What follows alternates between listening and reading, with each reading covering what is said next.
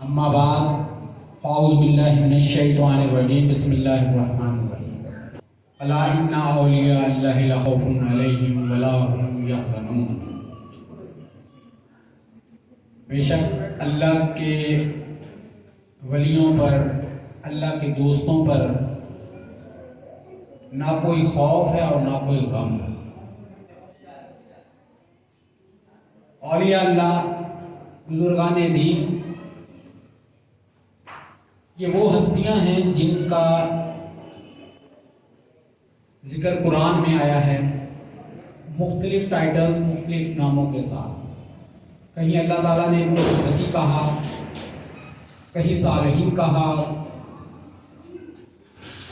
کہیں ان کو اللہ سے ڈرنے والا کہا، اور بالخصوص ایک مخصوص ٹائٹل وہ یہ کہ اپنا دوست کہا، اولیاء۔ یہ اللہ کے جو دوست ہیں یہ وہ ہیں کہ جنہوں نے اللہ کا ذکر کیا زندگی میں، اللہ کا ذکر کیا۔ اور اللہ نے کیا کیا؟ انہوں نے اللہ کا ذکر کیا، اللہ نے ان کے چرچے کیے۔ قرآن میں ہے تم میرا ذکر کرو، میں تمہارے چرچے کروں گا۔ تو انہوں نے اللہ کا ذکر کیا، اس طرح ذکر کیا جیسے اللہ چاہتا تھا، جیسے اللہ تقاضا کرتا ہے، اس طرح اللہ کا ذکر کیا۔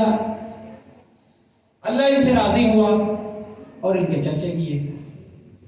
یہ جو چرچے ہیں اس میں سے ایک پہلو ہوتا ہے جسے ہم کہتے ہیں اس بزرگ، اس ہستی، اس اللہ کے ولی، اس کے دوست کا عرس۔ یہ عرس جو ہے یہ اصل میں چرچے کا جو وعدہ ہے اللہ تعالیٰ کا، یہ اس کے اظہار کا ایک ذریعہ ہے۔ اس لیے ہم عرس مناتے ہیں کہ اللہ تعالیٰ نے وعدہ کیا ہے چرچا کرنے کا۔ ظاہری بات اللہ اپنی مخلوق کے ذریعے ہی چرچا کروائے گا، ملائکہ کے ذریعے بھی کرواتا ہے، لیکن اللہ کی مخلوق میں بھی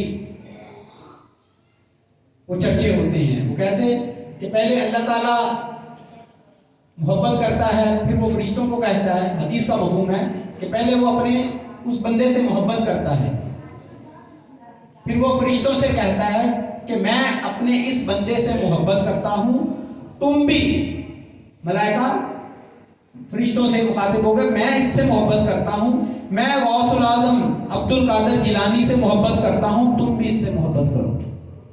اللہ تعالیٰ فرشتوں سے کہتا ہے، یہ نبی کریم صلی اللہ علیہ وسلم کا فرمان ہے، حدیث کا مفہوم کہ پہلے اللہ محبت کرتا ہے، پھر اللہ تعالیٰ اپنے ملائکہ کو کہتا ہے کہ میں اس سے محبت کرتا ہوں، تم بھی اس سے محبت کرو۔ میں معین الدین چشتی اجمیری سے محبت کرتا ہوں، تم بھی اس سے محبت کرو۔ میں بابا فرید الدین گنج شکر سے محبت کرتا ہوں، تم بھی کرو۔ میں داتا گنج بخش علی حجویری سے کرتا ہوں، لال شہباز قلندر سے کرتا ہوں، والغرض اولیاء، صوفیاء، بزرگان دین جن کے بھی آپ نام جانتے ہیں، میں سب کے نام گنوا دوں۔ اللہ تعالیٰ کہتا ہے کہ میں اس اپنے دوست سے محبت کرتا ہوں، تم بھی کرو۔ پھر وہ محبت جو اللہ کے دل میں ہوتی ہے، جو اللہ محبت کرتا ہے اپنے اس دوست سے، وہ منتقل ہوتی ہے ملائکہ کو، پھر ملائکہ محبت کرتے ہیں۔ پھر اللہ تعالیٰ کہتا ہے ملائکہ کو کہ ٹھیک ہے میں بھی کرتا ہوں، تم بھی کرتے ہو، اب زمین پر اترو اور لوگوں کے دلوں میں ان کی محبت پیدا کرو، لوگوں کے دلوں میں ان کی محبت ڈال دو۔ یہ اللہ تعالیٰ کی طرف سے پھر مخلوق ان کے دلوں میں محبت ڈال دی جاتی ہے، ان دوستوں کی جن سے اللہ محبت کرتا ہے، اور فرشتوں کو کہتا ہے تم محبت کرو۔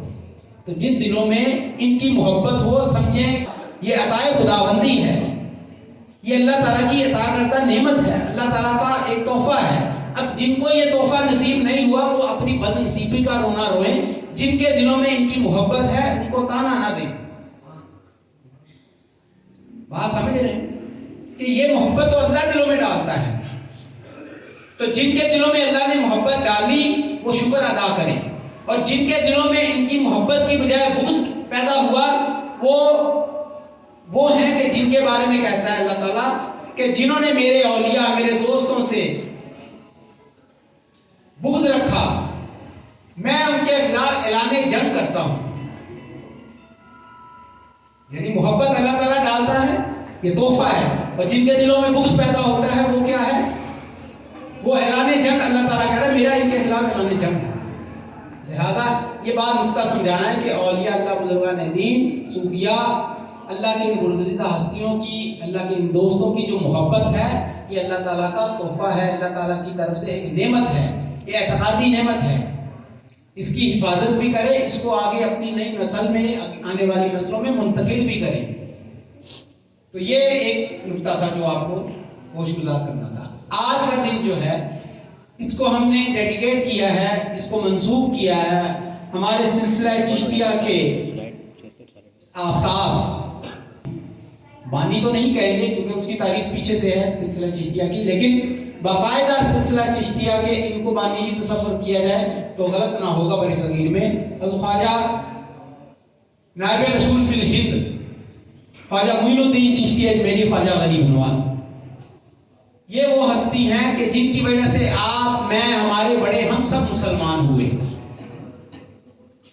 کوئی کسی بھی نسل سے تعلق رکھتا ہو, کسی ذات پات کسی سے بھی تعلق رکھتا ہو, برے صغیر میں اگر کوئی مسلمان ہے اور صدیوں سے یہاں اس کے آباء و اجداد مقیم ہیں تو یہ سمجھ لیں کہ اس کے اوپر حضرت خواجہ معین الدین چشتی اجمیری کا احسان ہے, جس کی وجہ سے وہ مسلمان ہے, جس کی وجہ سے اس کے بڑے مسلمان ہوئے.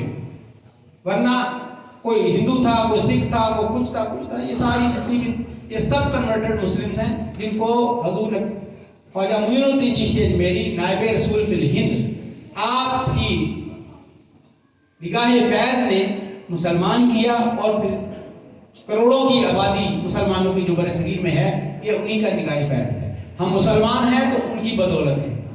وہ محسن ہیں ہمارے بھی, دین کے تو وہ معین ہیں, مددگار ہیں, لیکن ہمارے بھی محسن ہیں. ذاتی طور پر ہم بھی احسان مند ہیں ان کے کہ ان کی وجہ سے ہم, ہمارے بڑے اور ہم سب مسلمان ہیں, اس مسلمانوں کے گھروں میں پیدا ہوئے ہیں. تو خواجہ معین الدین چشتی اجمیری کے دن کی مناسبت سے 4 رجب المرجب 5 رجب المرجب لگ چکی ہے, تو یہ آج ان کے عرس کی مناسبت سے ہم نے خصوصی طور پر آج کی محفل کو منسوب کیا ہے ان کے بارگاہ خواجہ غریب نواز میں نذرانہ عقیدت پیش کرنے کے لیے.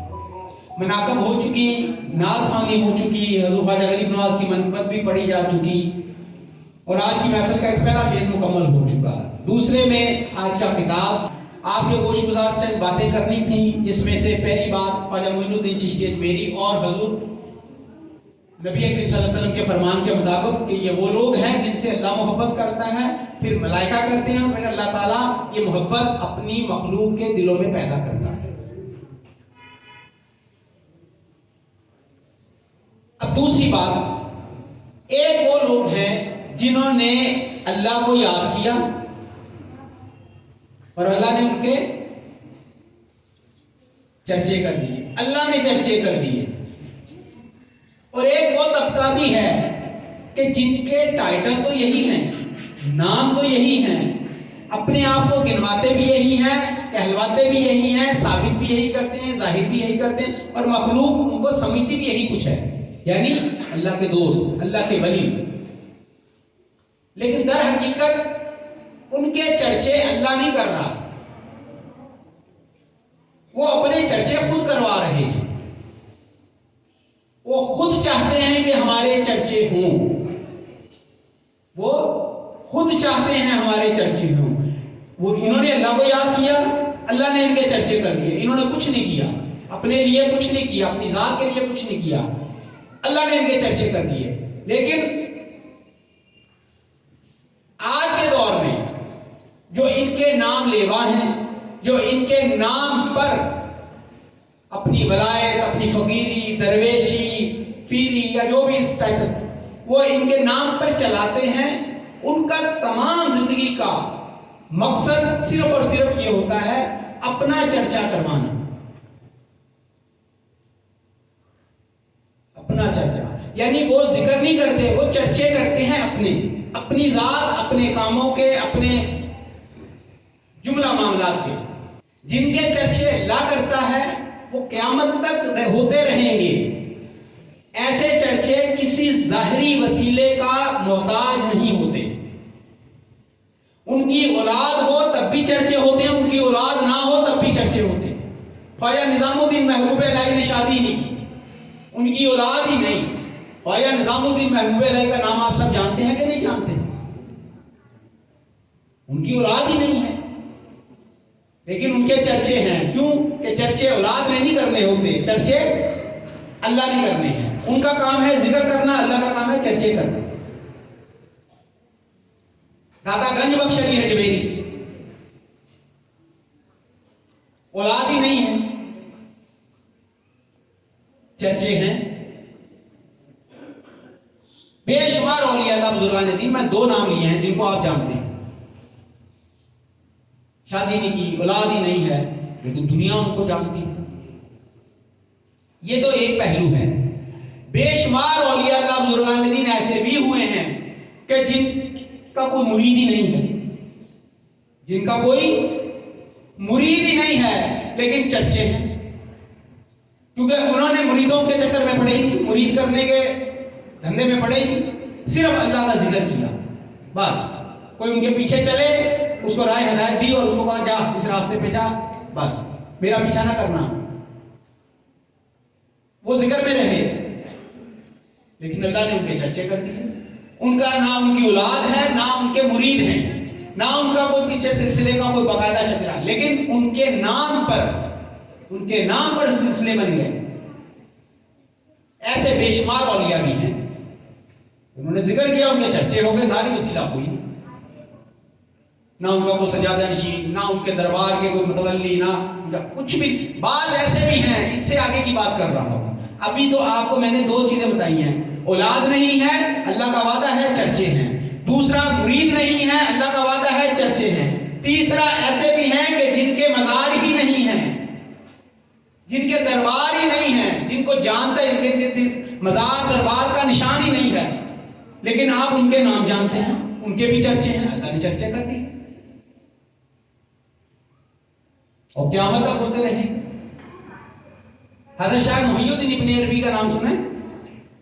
इब्न अरबी का नाम तो सुना होगा ना आपने, खास तौर पर जिन्होंने अर्तुगरुल ड्रामा देखा उन्होंने तो जरूर सुना होगा इब्न अरबी। और इब्न अरबी का 100 साल तक तो कब्र ही उनकी नहीं जाहिर हुई, पता ही नहीं चला।